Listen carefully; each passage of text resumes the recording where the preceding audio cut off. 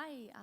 All right, so today I'm going to tackle HR and kind of how we have navigated our system. And thank you so much for the great introduction. Again, my name is Adela Zepcan, and so my title is Director of People and Culture. And what that essentially means is the glorified HR lady, right?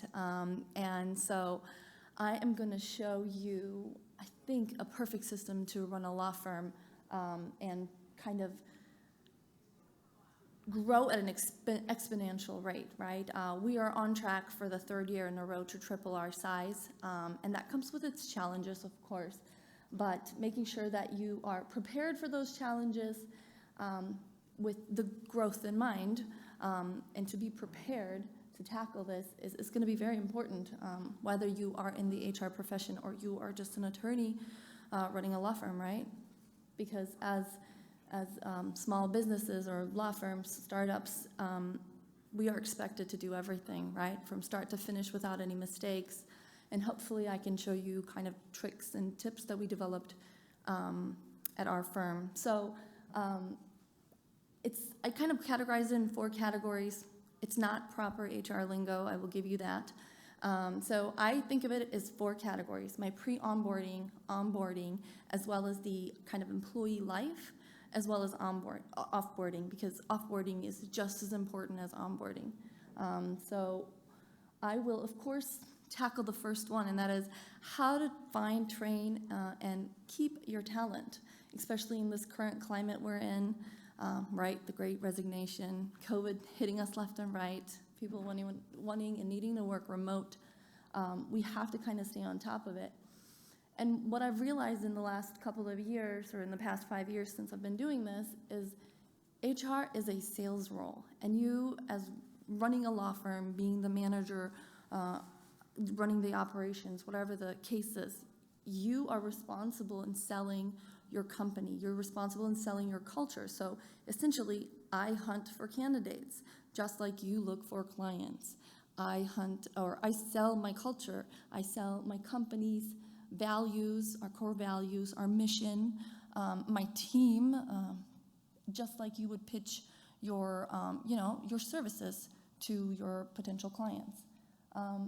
Once you have that deciding factor, I think it's very, very important to recognize that distinction, because when you're interviewing someone for a position, you have to make sure to sell and smile. And if you're not smiling, you're not doing a good job at interviewing this person, right?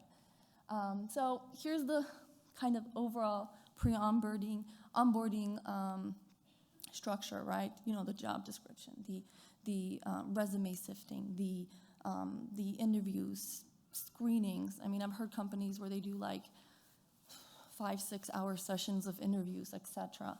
And that is not a good experience. And you wouldn't want your clients to go through that, so why would you want your employees or potential employees to go through that? So I created a cheat sheet. So this is my cheat sheet. So one of the big things you're going to have to do within the job description is tailor it to the big picture. It is not a to-do list. It should never be a to-do list of the job. It is the overall, like, what are the key components that this person needs to tackle for me to be able to, pass on the mantle of this position. Make sure that where you're posting, you're getting your money's worth.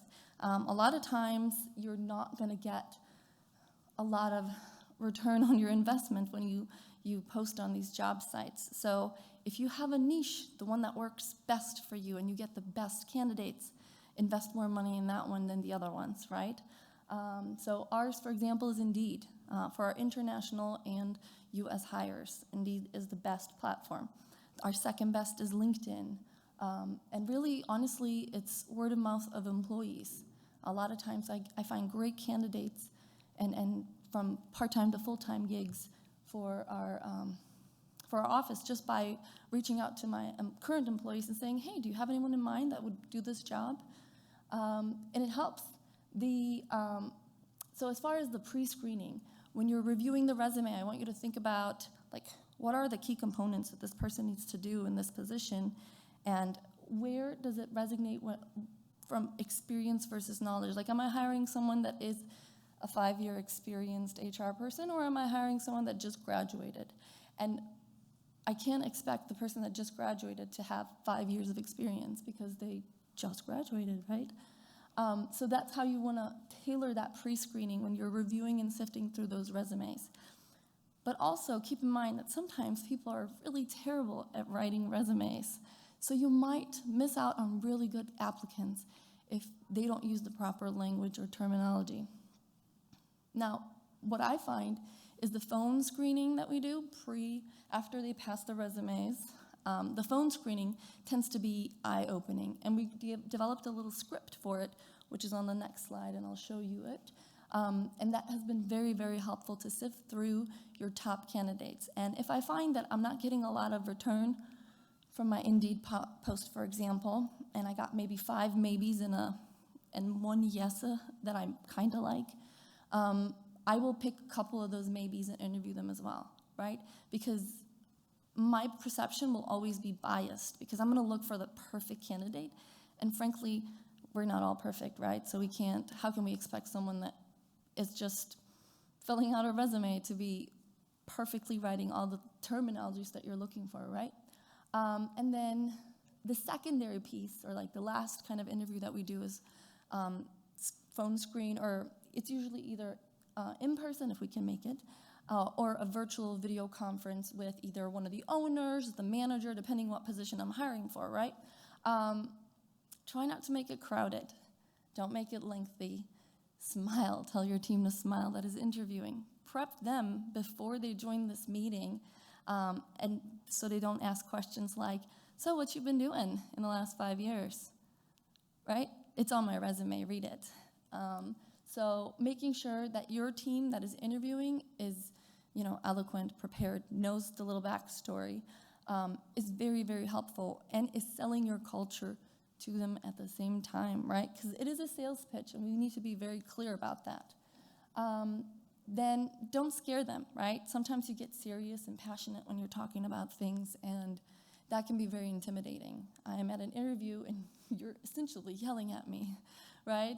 In a sense, right? It's intimidating, and that is the first experience that person is going to see of your firm.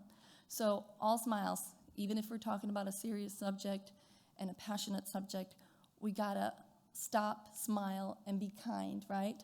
And if you have a clear idea of who is the candidate, right? Like everyone on board that interviewed this candidate loved them. So the next step is hire them fast, because they're not gonna wait for you. They're gonna move on to the next company, especially in this kind of climate we're in right now. This is a sample of my little cheat sheet or checklist that I go through when I interview candidates.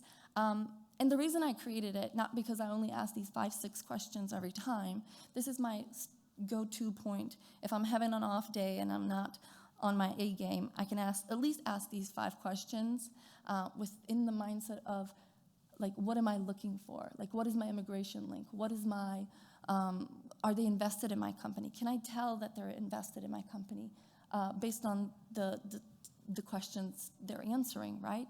The question, tell me a little bit about yourself, is gold, absolute gold, because it will let me know how well does this person interview, and it will also let me know how prepared they are for this interview. And sometimes people are just clicking, right? It's easy to click on Indeed and apply for a position if you have all your information already filled out.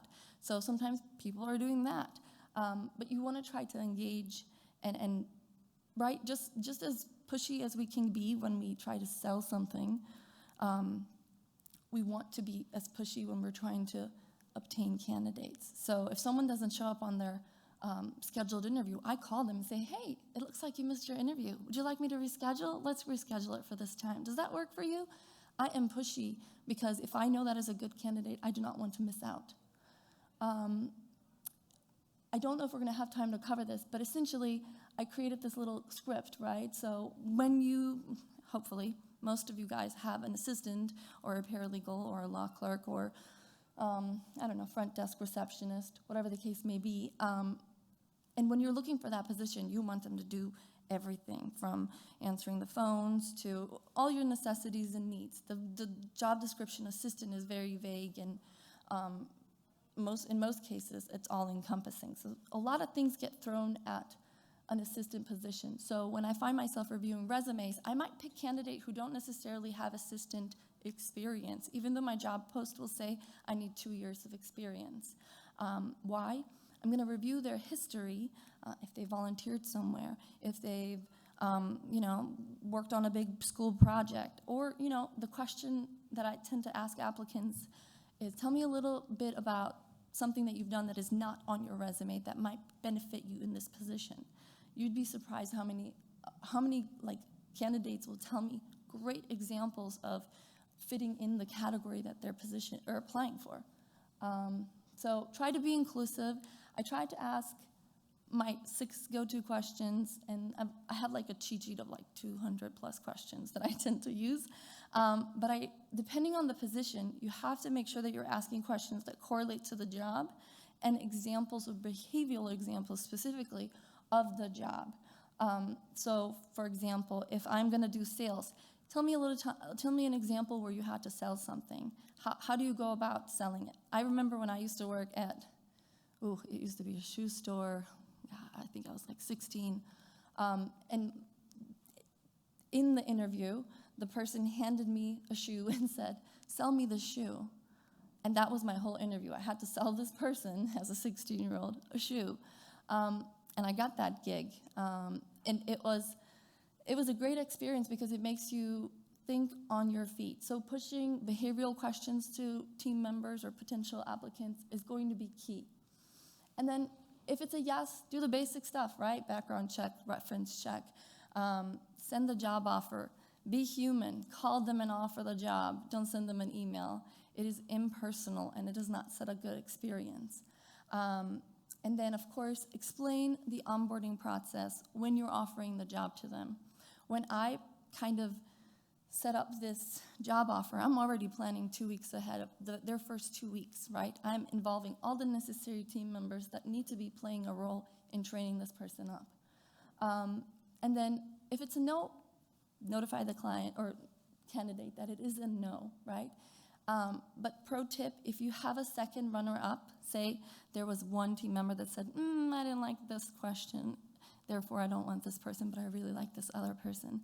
And so you pick the team member that interviewed the best, obviously. But if you have a second runner-up, tell that person it's no for now, but if I have an opening, I'm going to reach out. I've gotten a lot of good candidates in the past couple of years by reaching out to my old interviews. So you got to keep those lines of communication open. And then, of course, onboarding. When you're onboarding the team member, develop those 2 weeks, prepare them, create an agenda, create trainings, involve the rest of the team members, and of course, encourage communication.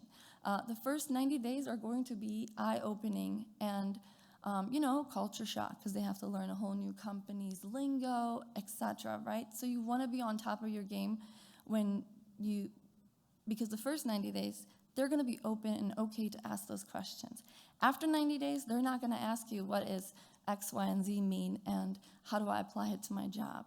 And then it's going to bite you in the butt later on because we didn't onboard them properly, right? So encourage communication. No question is a stupid question is always my go-to. I also have a 30, 60, 90 developed in which we cover our core values. The get it, want it, have capacity, where we just analyze whether this person gets the job, actually wants the job, and has the mental and physical capacity to do the job. And then we analyze their current initiatives, like the last 30 days essentially, things we're going to work on the next 30 days, and things we can tweak that they have already had exposure to. And then the best piece is the questions and concerns piece, because it allows the candidate an open platform to, or in this case, it's an employee, to kind of tell us how the onboarding process is going. Have we sold them, or have we overpromised something when we originally onboarded them? And I find that my sales pitch is usually on point, and people say, yep, you sold me, it was exactly how you sold it to me, Adela. So it works. And of course, we're not done. Focus on the employee life. On average, an employee will stay with a company. This is a stat from like 2012 20, I think. So it's a little outdated, and I'm sure it's dropped now since the Great Resignation, but it's 2.8 years is the average lifespan of an employee nowadays. So you want to make sure that you are kind of preparing for the future. So planning your engagement for the year, making sure that you're doing a quarterly pulse for the team members, your team check-ins. I try to do a monthly check-in with every single team member. We have managers do biweekly check-ins. We do a yearly self-evaluation. And of course, we try to grow from within. So if I find that I have a job opening and one of my team members, I can train them up to be in this position, then why not? I'm going to get to keep that person a little longer since I've already invested 2.5 years with them, right? And let me tell you, it costs a lot to replace. So the next kind of thing, I used visuals, and of course I shared the PowerPoint with you guys in the app, so you definitely can look at these. But this is kind of how we do the biweekly check-ins with the managers. And then another thing that we kind of do on the side too, and it's going to kind of go over this little picture, but this is like the unscheduled drop-bys check-ins, right? Where you're just like passing by their office saying, hey, how's it going? And you want to kind of feel out the employee and make sure that they're, not too stressed. And if they have something that is heavy to, like a big project that they're working on, that you can get them enough support to not feel overwhelmed. And then last but not least, don't forget offboarding. Try to make a checklist and stick to the checklist. Don't forget the offboarding. It's key, okay? And what happens when people offboard or when a team member leaves, it becomes really sad and people get emotional, and sometimes it feels like a betrayal, right? You're leaving my company. I just invested so much time and money in you. And but we have to look at it in a positive, and we also have to sell it to the rest of the team, right? So if someone is leaving to tackle on a better, better rate of pay that I can't necessarily afford, or maybe they're leaving to go finish law school. A lot of times, one of the biggest reasons my team members leave is they're going back to law school or getting their doctorates or masters in X, Y, and Z, and that is good. So that means once they finish school, they're going to come back to me, right? If I ended nicely, right? If we ended platonically and had a really nice parting, we celebrated their success and we celebrated the work they did for us. So definitely making sure that you're thanking them for the service, making sure that you have a game plan for all the work that needs to be now distributed while you hire their replacement. Make sure that you remove their physical and virtual blueprint. I can't tell you how frustrating it is to see like someone's name pop on one of our programs that has been gone a year or longer. And then people are like, well, who's that? And why do you have such a high turnover rate? It's not high. It's just we haven't updated the system. So you want to make sure that the new people are present on the necessary applications, and that the rest of the former team is no longer visible, I guess. And then, of course, do the exit interview and try to analyze that exit interview with leadership to see what we could have done better. And that's pretty much it. If you guys have any questions, I think I have 1 minute and 16 seconds. Oh, go ahead.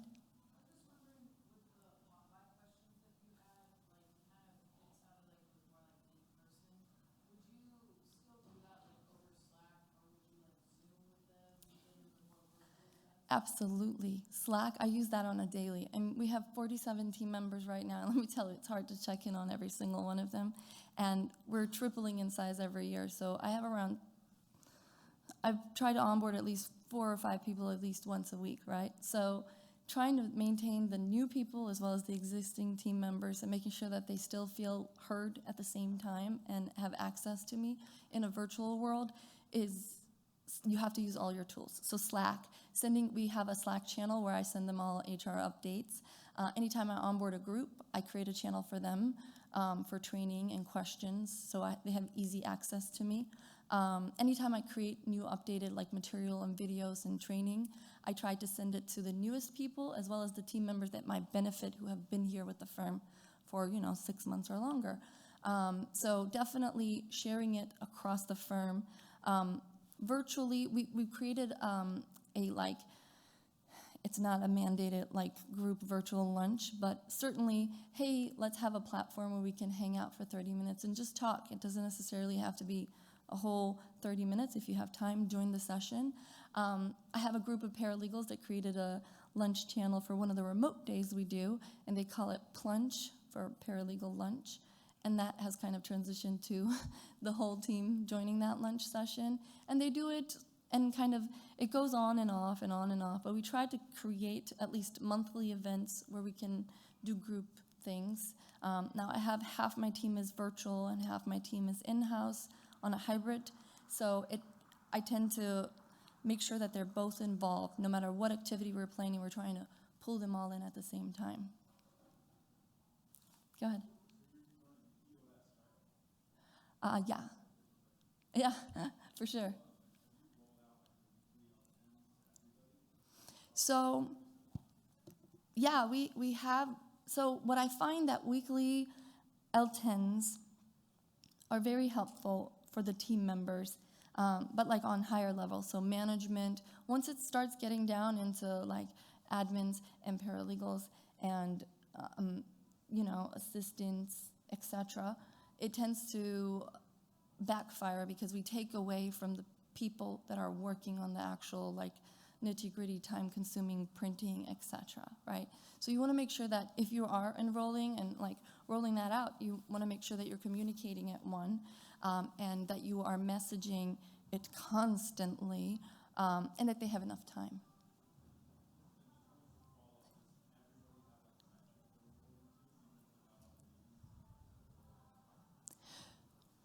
Metrics.